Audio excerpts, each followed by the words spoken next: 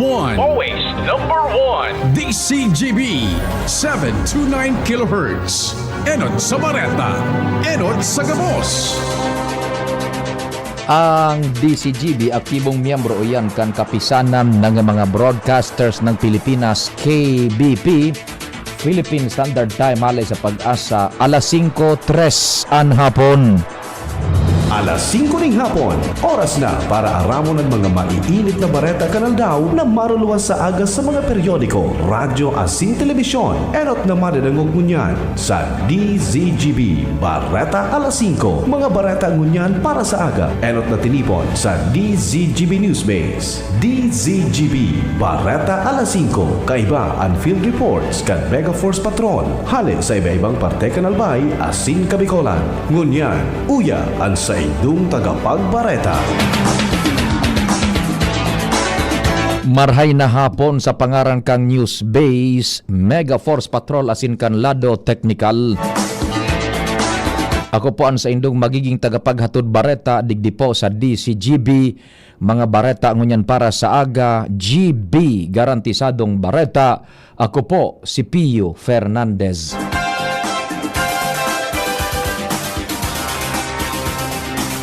Enot sa detalyes kan bareta sa lado lokal.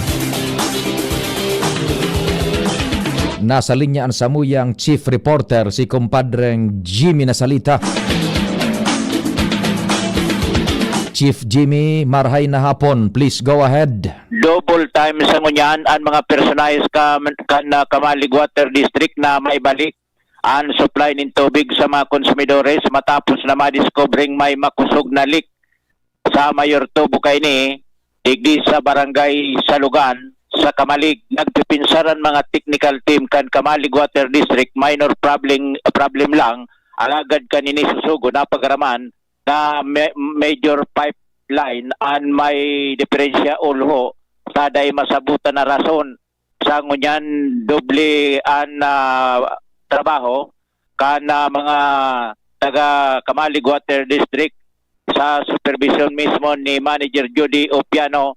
Sigon kay Manager Opiano, hihingwaw ninda ini na maibalik ang supply kan tubig ngunyan forever magdiklom alagad kunday kaya nun agad kan na maneamento kan Kamalig Water District ang pagsabot kan na mga konsumidores asin na an promesa oras na matapos tulos an restorasyon ibabalik man tulos ang pagpabulos kan tubig sa mga mayor na tubo kaini pasiring sa mga konsumidores digdi sa area kan Kamalig o barangay Salugan, Kamalig Albay. Mga dagdag na barita, Jimmy Nasalita, DCGB News. Salamat Chief Jimmy.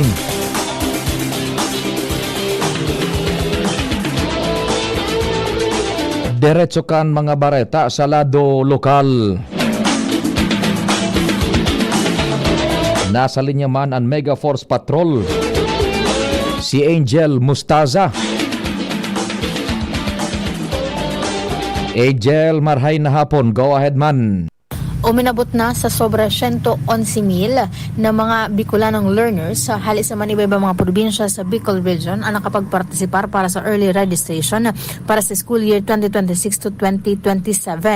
Ini ang datos na ipigiras kan DepEd Bicol kung sa pinakadakol kaini ang mga malaog sa grade 1 na may sobra sa 41,000, sobra sa 26,000 naman sa kinder, sobra sa 23,000 naman sa grade 7 asin maabot sa 20,000 naman ang mga malaog na grade 11. Kabilugan man na 3,004 o kapareho ng 74.19% kan mga public elementary as in secondary schools ang nakapagsumitir na kan mga datos sa indang panrehiyon na opisina. Ang DepEd Bicol sa panganat ni Regional Director Gilbert Sadsad ang padagusan pangapudan sa mga magurang asin guardians na iparehistro nin atab ang sa inyong mga kakian tanganing maihanda man ang mga kinakaipuhan ng school materials as in learning materials man para sa pagbubukas kan klase sa masunod na taon. Mga dagdag na bareta, Angel Mustaza, DCGB News. Thank you so much, Angel. Diretso kan mga istorya sa lado lokal. Nasa linya man ang pag-iribata pa sa Mega Force Patrol, Joshua Bino.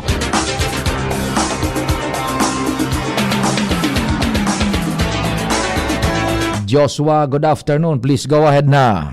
Yes, simple ang naging celebration kan kumpleanyo ngunyan daw ni Mayor Victor Perete kung saan wara min mga padigarbong okasyon di tinuganis nga clean up drive kung saan kasubago amay nin pagkaaga ang alkalde kay iba ang mga department heads, iba pang mga ahensyas ng gobyerno as in mga empleyado kan lokal na gobyerno, iyo ang puminasiring fight sa barangay Gabawan para sa tigisabi nindang One Gabawan program kung saan sa bahay na kapalibot ka na Gabawan Lake.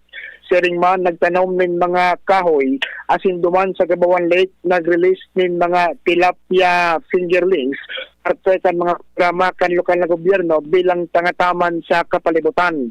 Atwera kini bilang trabangman sa mahigos na mga paraoma sa munisipyo kan Daraga nagdistribuer ng mga litson okay itong mga sarabit na urig at nag-turnover man lain-lain ng mga agricultural inputs para makatabang sa pagkabuhay kan mga paraoma sa munisipyo kan Daraga Albay.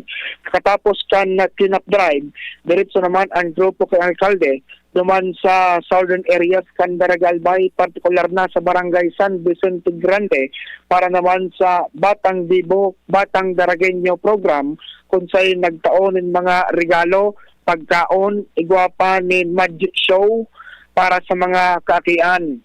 Apera man kayo ni, nag-distribute ng mga groceries sa mga gurang, nagtaon mga jetmatic pumps tangani makatabang sa oral daw man na pangangaipon nin supply nin na tubig. Apwera kay ni pinagpadagos naman duman ang abakada o kaya ang asistensyang banyo sa kada Darageño dahil Go ahead, Joshua. Naputol ang transmission ni Joshua dyan sa luwas.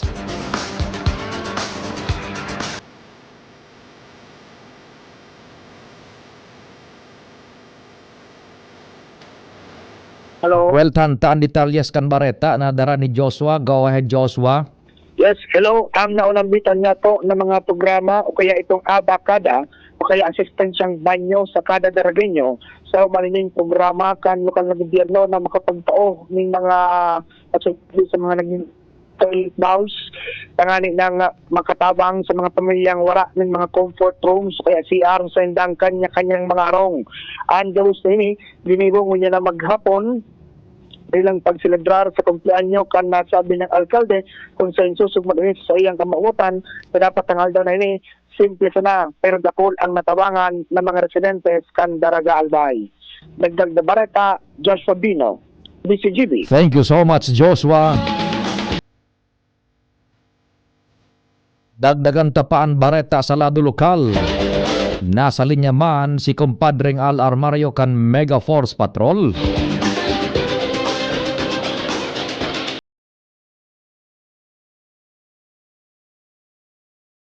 Kumpadreng Al, marhay na hapon. Please go ahead man. At least maging kamnaan dakula kunyan ang City sa Arkila kan SM sa Barangay Bitano. Sigon kay Mayor Isiam Ismael ang dating Arkila kan SM na presentos 1,000 pesos na kada bulan kan enot na administrasyon. Ianagi ng 1.5 million base sa kontrata. At least bako man lugi ang syudad sa makuha ang kabuhi sa mga darakulang negosyo digdi sa syudad. Dagdag mas na madagdag paanin mga negosyo ang SM sa mga masunod na bulan kinabang ang syudad lalo na pag-abot sa implementasyon. Kumpadreng Al, napuputol ang signal hala dyan sa satuyang Mega Force Patrol.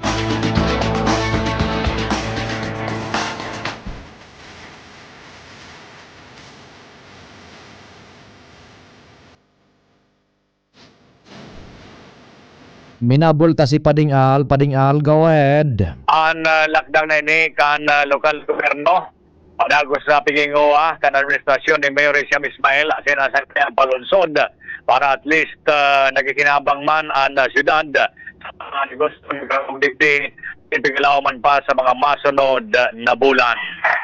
Mario, DCGB. Salamat, kumpadring Al.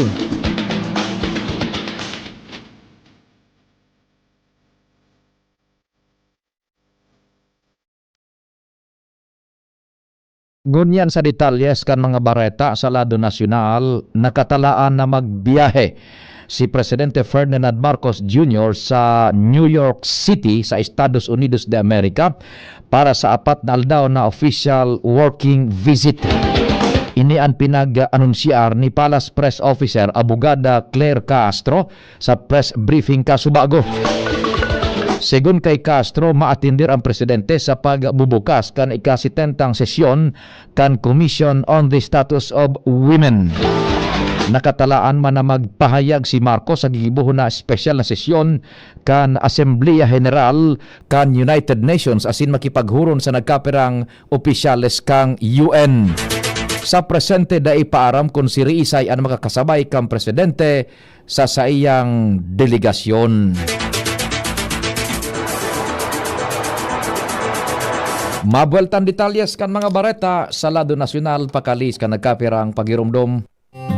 Alam nyo bang may Liverade Pro? Liverade pero Pro. Sili Marina. Multivitamins pa. Ang Liverade Pro ay hepatic protector. With proper diet and exercise, it may help maintain liver health. What's more, ang Liverade Pro ay maaari ding makatulong sa treatment ng chronic inflammatory conditions tulad ng fatty liver. Remember, Liverade Pro. Liver up na tayo. Liverade Pro. Mabibili ang Liverade Pro sa lahat ng leading drugstores nationwide. Slimarin plus multivitamins is a generic name of Liverade Pro. If symptoms persist, consult your doctor. Proteksyon at tulong sa atay, Liverade Pro. May Slimarin, may multivitamins pa. Liver up na tayo with Liverade Pro.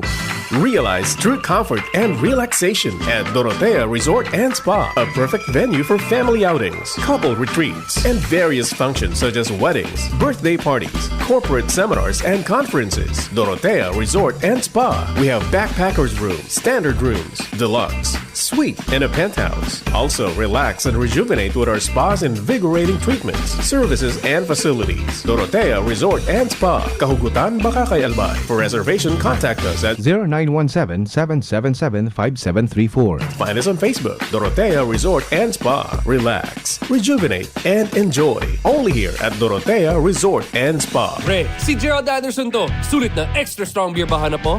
Ito na, ang Leon Extra Strong Beer. 7% ABV. Ngayon, may mapangis na promo pa. Bili ka ng 2 litro, may libreng 500 ml na. Sa 190 pesos SRP lang, meron ka ng 2.5 litro. Pangis na tama! Ilabas na ang pangis ng Leon. Bili na! Promo runs from December 19, 2024 to December 31, 2025. Extended until June 30, 2026. For DOH, FDA, CFRR permit number 1748S, 2024. Drink responsibly. Kung ikaw ay edad 50 pataas katulad ko, may mataas na ang risk ng panlalabo ng paningin. Mas challenging ang pang-araw-araw na gawain tulad ng pagbabasa, pagsusulat, at pagmamaneho. Ang Optin ay may lutin na maaari makatulong sa kalusugan ng mata, nilalabanan ang epekto ng glaucoma, macular degeneration at katarata. Kitang-kita ang kalusugan. Mabibili ang Optin sa mga pangunahing butika nationwide. Mahalaga ang paalala, ang Optin ay hindi gamot at hindi dapat gamitin panggamot sa anumang uri ng sakit. Nagdadangog kamo sa DCGB. Always number 1, always at your service.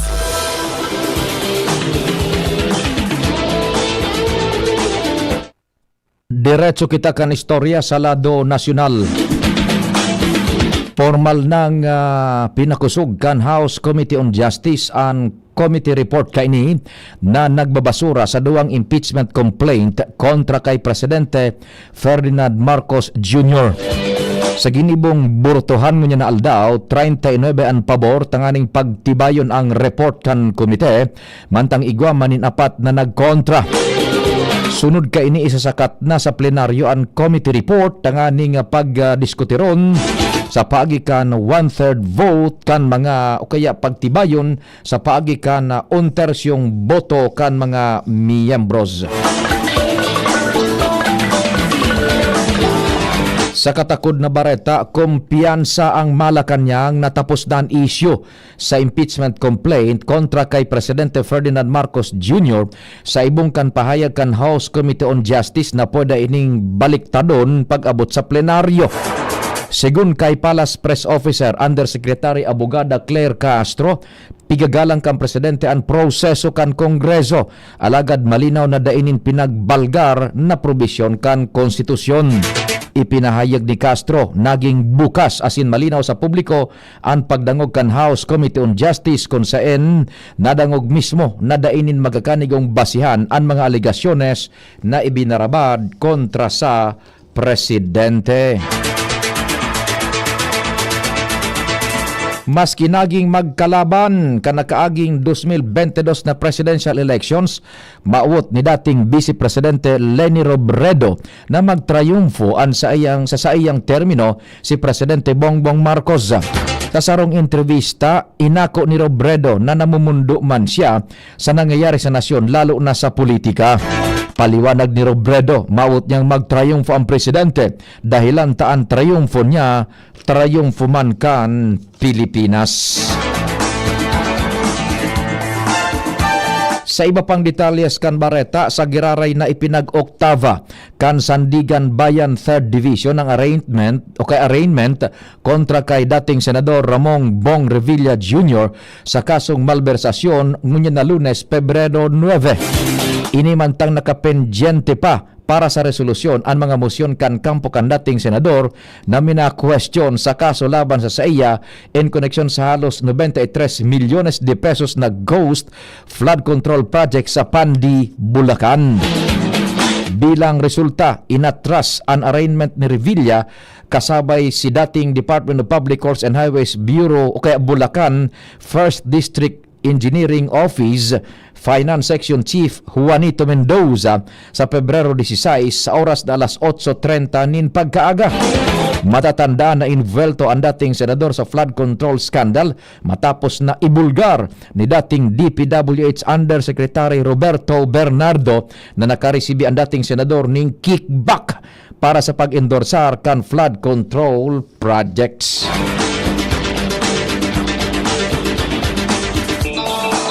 Maski pa sa presenteng nasa irarom kan Witness Protection Program sinda dating DPWH Undersecretary Roberto Bernardo asin dating DPWH Bulacan Engineer Henry Alcantara, posible pa man sa giraray na sinda kasuhan kung may madbukwa pang mga ebidensyas na nag-involto sa inda sa iba pang kaso nin korupsyon.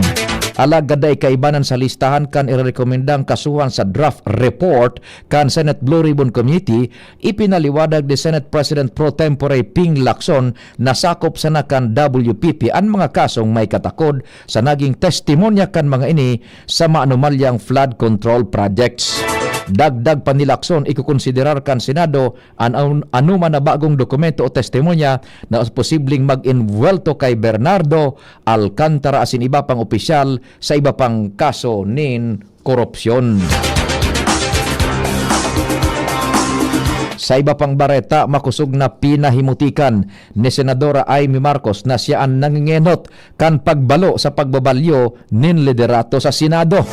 Ipinagduon kaini na mapapatunayan kan minoriya na udyan na niyang naaraman asin nagpartisipar sa lakdang. Kanakaaging semana, nag-init pa ang paghururon sa napigsusuyo kan minoriya si Senadora Loren Legarda tanganing salidahan si Senate President Vicente Tito Soto III, alagad sigon kay Soto napugulan kan mayoriya ang pagbalo na pagbabago sa liderato. Kan Biyernes ipinahayag ni Soto na ang pagtangkas kay Marcos bilang chairperson kan Senate Foreign Relations Committee ang saro sa mga naging rason kan panibagong balasahan. Dahil dapat magtugot na isuko ang Kalayaan Island Group dahilan tamalinaw na parte ini kan teritoryo kan Pilipinas sa irarom kan Konstitusyon, United Nations Convention on the Law of the Seas o UNCLOS asin an 2016 Arbitral Tribunal. Ini ang pahayag ni Senate Majority Floor Leader Juan Miguel Zubiri kasunod kanainot na pahayag ni Senador Rodante Marcoleta na i-give up ang Kalayaan Island Group sa China dahil bako ini sakop kan exclusive economic zone kan Pilipinas.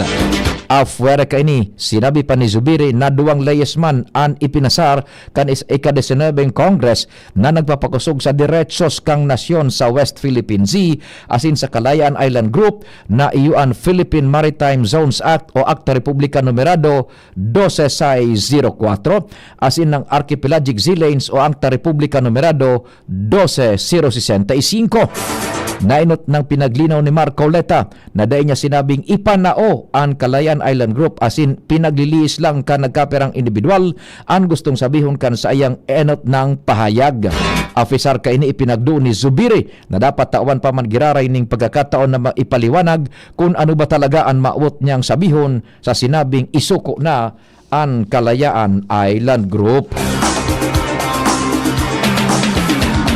Puminakol na sa 5 ang konfirmanong nagadan mantang rinibong pamilya ang naafektaran kan pagrapado kan bagyong Basyang sa Iligan City base sa pinakahuring report kan Regional Disaster Risk Reduction and Management Council ngunya na Lunes.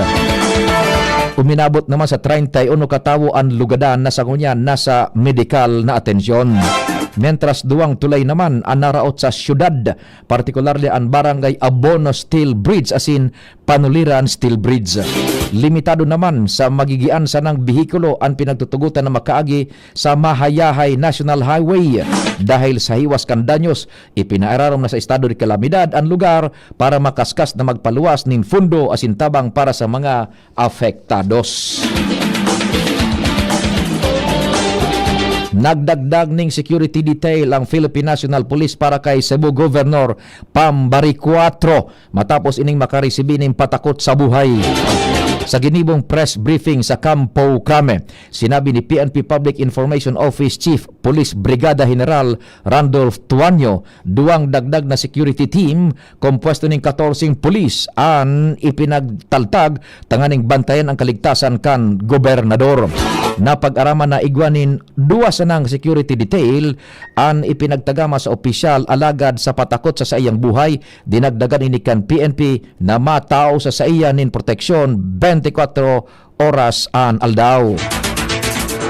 Sa presente pinag-imbestigaran kan PNP na receiving death threats ni Bari 4 matapos maglataw ang impormasyon na igwaning 2.5 milyon de pesos na kontrata para sa buhay kan gobernadora.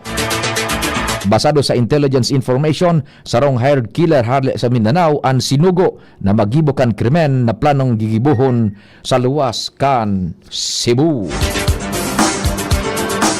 Ultimong detalyes kan Bareta, tinangka sa pwesto ang gabos na 70 pulis na miyembro kan Regional Mobile Force Battalion 14B dahil sa hazing sa Lamitan, Basilan. Nangyari hazing sa pag-ultanan kan alas 12 nin pagkaudto sagod alas 6 nin pagkabanggi kan Pebrero 6 sa reception rights sa mga bagong pulis kung saan nag-viral sa social media ang mga litrato asin video kan na pangyayari. Sigun kay PNP spokesperson Police Brigada General Randolph Tuanyo, kasabay sa 70 personahes na tinangka sa pwesto ang 12 non-commissioned officer na direktang involto sa pagmaltratar. Sa presente na sa kustudiya na kan Regional Personal Records Management Division, Regional Police Holding and Accounting Section sa Parang Maguindanao del Norte ang mga pulis mantang nagpapadagos ang investigasyon. Sa kabilugan, maabot na sa 18 ang complainant sa nangyaring pagmamaltratar asin piglalao man na madagdagan pa ini sagkod 110 na mareklamo pa. Tinaawan doon kan PNP na maigpit na ipinagbabawal ang hazing sa gabos na training asin orientation rights. Sa pangaran ka nagsururat kan informasyon sa pangenot ni News Director Mardila, Jen Matthew Balyeran, Nicole Ann Gloriani, Mega Force Patrol, Tatanems Flora sa Master Control sa IT, si Jerome Nico Martinez, ako po si Pio Fernandez. Salamat, marahay na hapon. Ayun no, si Jopay na nakabisikleta lang dati, may motorsiklo na ngayon. Cheers tayo!